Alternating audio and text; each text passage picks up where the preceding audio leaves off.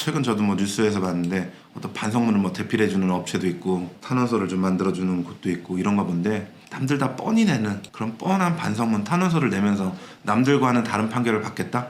판사를 설득해내겠다? 이거는 기본적으로 굉장히 어렵겠죠. 반성문을.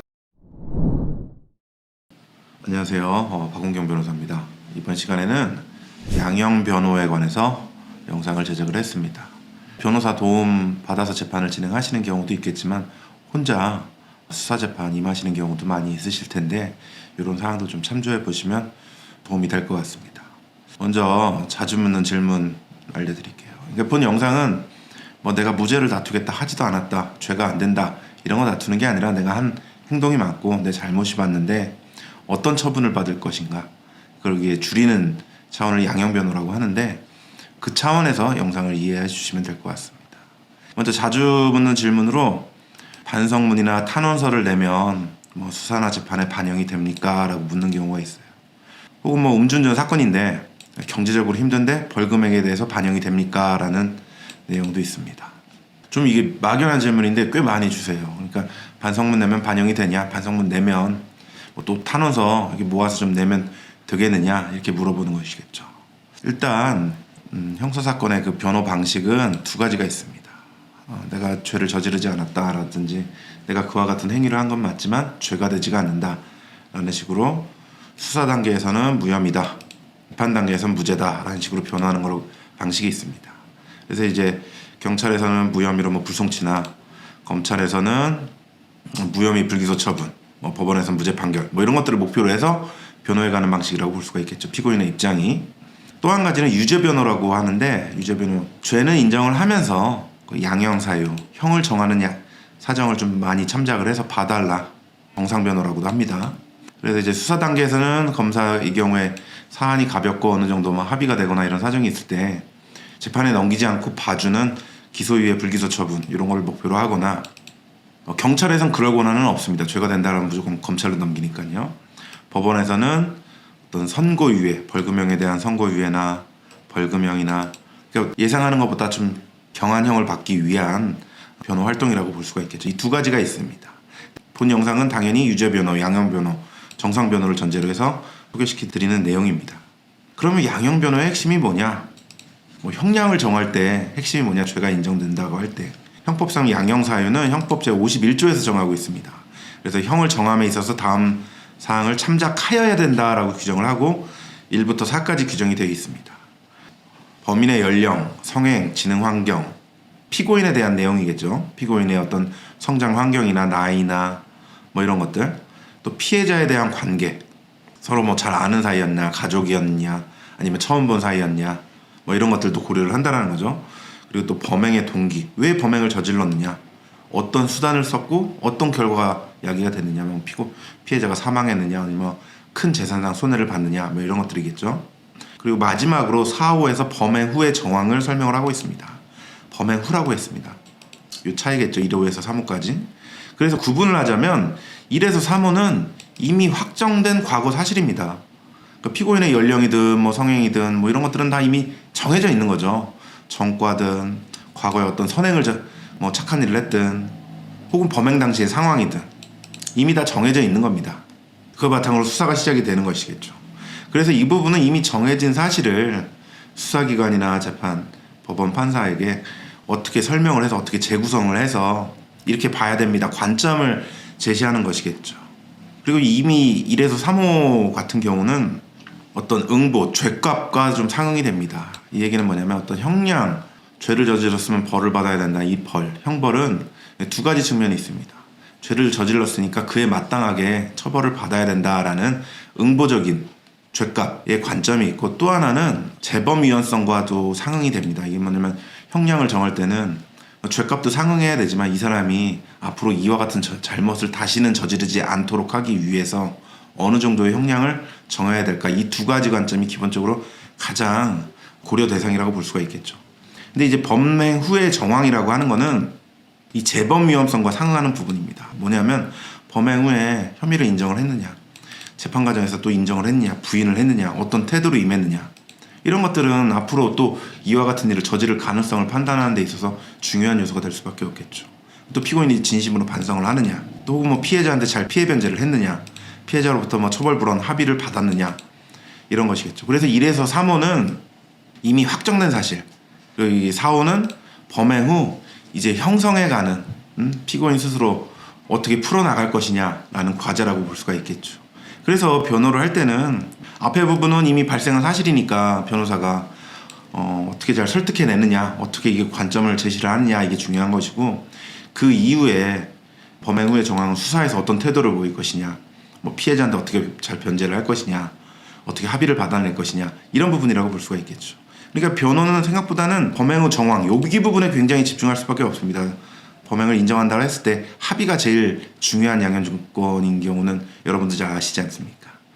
판사의 뇌피셜이라는 제목을 잡았는데, 법원은 판사들은 어떤 형사재판의 경우에 요 정도 사건의 경우에 요 정도 선고를 해왔다, 요 정도 형량을 부여해왔다라는 어떤 축적된 경험들이 있습니다. 이걸 일종의 판례라고도 볼 수가 있겠죠.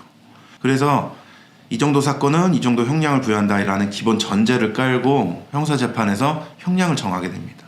그렇게 해서 이미 판사가 생각을 하고 있다고 한다면 이런 판사를 어떻게 설득해낼 것이냐, 이게 양형변호에서는 가장 핵심적인 부분이 될 수밖에 없는 것 같습니다. 그래서 어떻게 변호를 할 것이냐, 이 관점을 이제부터 설명을 드려볼게요. 양형변호의 목표는 결국 뭐겠어요? 남보다 유리한 판결을 받겠다는 거 아니겠어요? 뭐 A라는 사건이 있으면 어느 정도 형량이 정해져 있다고 한다면, 이미 다 정해져 있는 일이라고 한다면 변호가 무슨 필요가 있고 무슨 반성문 탄원서 내는 게 무슨 필요가 있겠어요? 이게 달라질 수 있는 가능성을 전제를 하니까 양형 변호를 하고 본인도 어떻게 뭐 양형 자료를 수집을 해서 제출을 하고 하는 거 아니겠습니까? 그래서 핵심은 차별화라는 거죠. 남들과 다른 판결을 받기 위해서는 남들과 다른 양형 자료를 구성을 해서 판사를 설득하는데 활용을 해야 된다는 것이겠죠. 최근 저도 뭐 뉴스에서 봤는데 어떤 반성문을 뭐 대필해주는 업체도 있고 뭐 탄원서를 좀 만들어주는 곳도 있고 이런가 본데, 남들 다 뻔히 내는 그런 뻔한 반성문 탄원서를 내면서 남들과는 다른 판결을 받겠다, 판사를 설득해내겠다, 이거는 기본적으로 굉장히 어렵겠죠. 반성문을 굉장히 잘 쓴다, 이게 아닌 이상은 남들과 별 차별점이 없는데 어떤 다른 결과가 나올 수는 없는 거 아니겠어요? 결국 남들 내는 대로 나도 내야지라고 한다면 이거는 남들이 다 반성문을 내니까 나도 내야지, 남들만큼 형량을 받겠다, 이것밖에 안 되지 남들보다 유리한 판결을 받겠다라는 목표와는 좀 어긋나는 것이 될 수밖에 없습니다. 그래서 제가 말씀드리고 싶은 것은 사건이 다르다는 겁니다. 뭐 음주운전이든 뭐 어떤 추행죄든 사건이 다르고, 또 같은 또 음주운전이라도 어떤 상황에서 발생을 했고, 추행이라도 어떤 상황에서 발생을 했고, 누구에 대해서 발생을 했고, 다 사건은, 하늘 아래 사건은 다 다르다는 것이죠.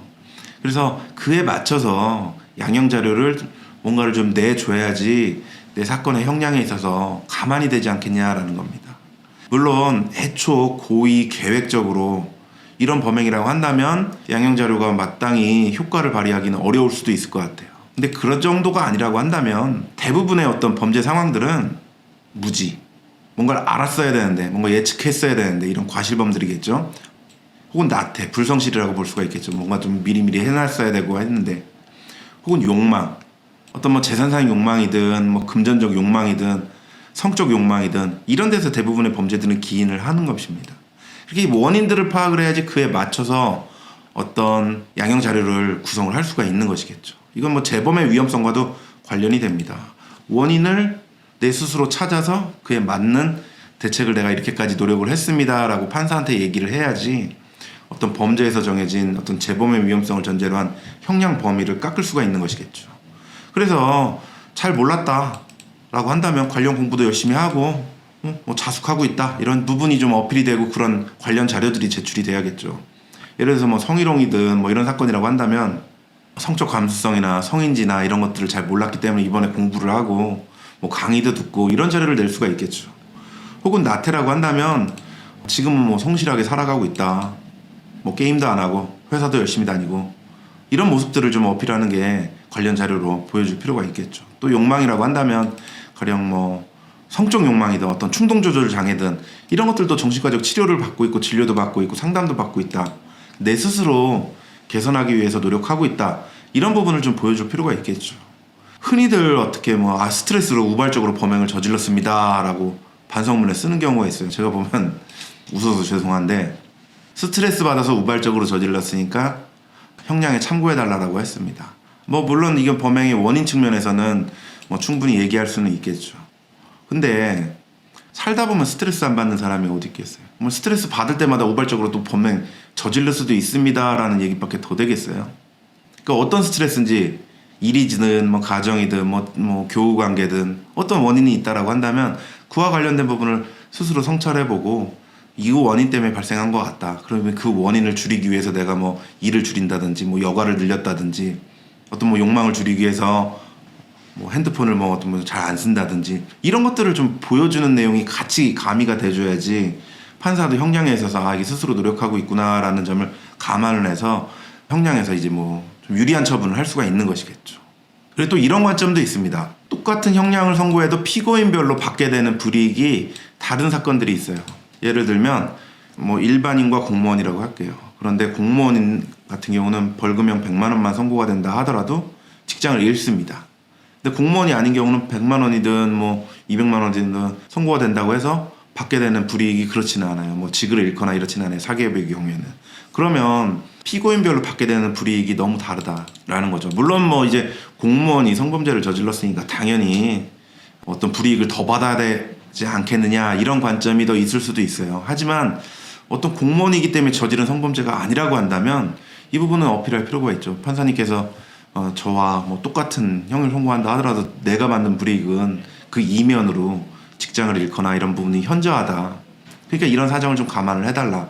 당신의 선고로 인해서 받게 되는 파급력이 이렇게 다르다는 점은 적극적으로 어필할 필요가 있습니다.